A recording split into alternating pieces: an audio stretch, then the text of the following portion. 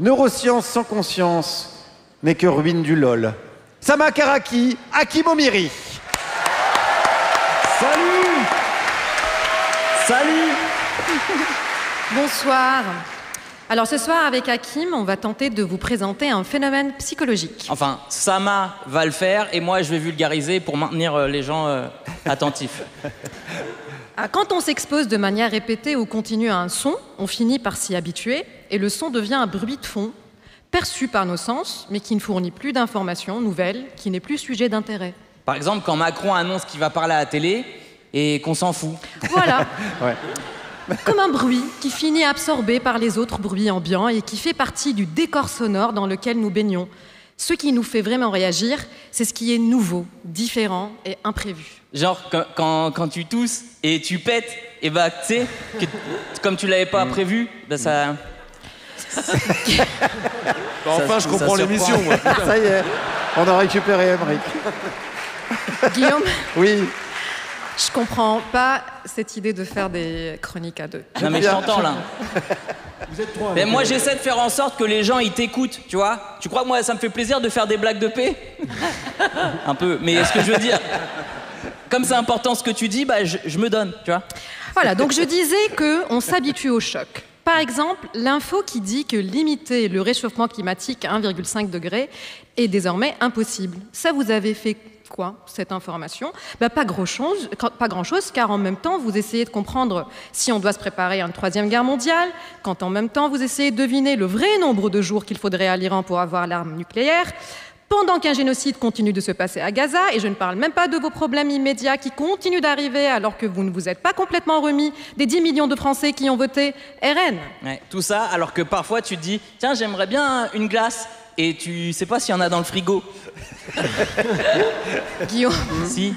est-ce que je peux changer de binôme? Non, mais c'est un exemple. Je C'est peux pour dire avoir qu'en Albert fait, Moukaïber? Non. c'est pour dire que les gens en fait ils réfléchissent aux problèmes internationaux, etc. Mais après leurs propres problèmes, et du coup. Voilà, ce que je voulais dire, c'est que l'exposition répétitive à ce qui choque finit par faire de l'indignation un objet habituel. Par exemple, quand Bayrou il démissionne pas alors qu'il est concerné par une affaire pédocriminelle et que c'est ok.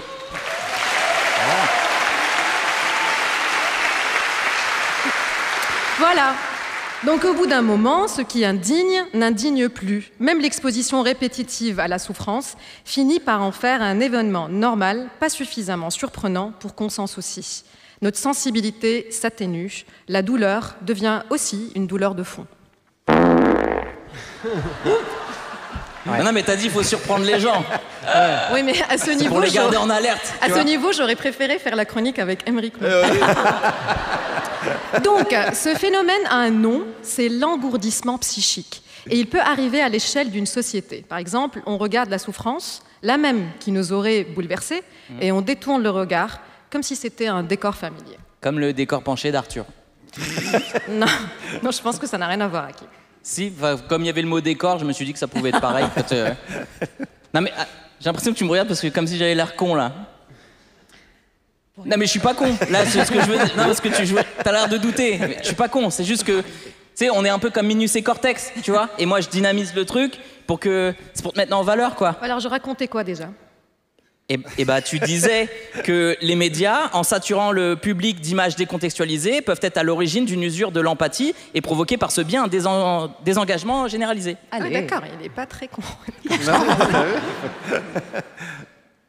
Donc tu doutais là en fait que j'étais con. Non. Comme le disait très bien Hakim, Ouais. ce spectacle d'infos qui défile, qu'on regarde ou qu'on ignore, nous engourdit, nous paralyse. Et on finit par être dans l'illusion d'avoir contribué à soutenir des populations ou des causes par des clics, des posts, des stories, sans vraie action. Parce que rien ne bouge pour l'autre qui souffre dans l'image, dans la vidéo. Oui, ça fait pareil avec les gens qui regardent mes vidéos. Tu sais, des fois, ils me disent « Ah, t'es trop marrant et tout », puis ils prennent pas des places pour le spectacle. Alors qu'en vrai, si tu me trouves marrant, bah prends des places en fait. Tu fais quoi là Donc là, Hakim fait sa promo en pleine chronique. Non, rien à voir. C'est pour dire que l'acte de témoigner de la souffrance des victimes doit pas donner l'illusion d'avoir fait quelque chose. L'idée, là, que je viens de dire, c'est que, au même titre que les gens qui me trouvent marrant devraient prendre des places pour mon spectacle, ceux qui sont choqués par des vidéos doivent faire quelque chose pour être réellement dans l'action. Voilà, c'est vrai, il faut qu'on agisse autrement. Par contre, ne me demande pas comment. Ah oui, d'accord, donc t'as même pas de solution à proposer. Comme toi, je cherche Hakim. Mais je me dis, comme on se lève et qu'on marche quand on a la jambe engourdie, on peut se dégourdir du sentiment de l'impuissance et faire que les affects, les clics, les stories, les partages se traduisent en organisation, en création, en nouveau imaginaire, en action collective. Bref, il faut qu'on riposte. Voilà, il fait encore sa promo. Quoi? Non, c'est pas une promo. Après, peut-être que la dernière, c'est mardi en intégralité en podcast et sur YouTube, je sais pas. Mais bon, en tout cas, Merci. C'est noté. Merci beaucoup, Hakim Merci Amiri. beaucoup. Merci, Sama Karaki.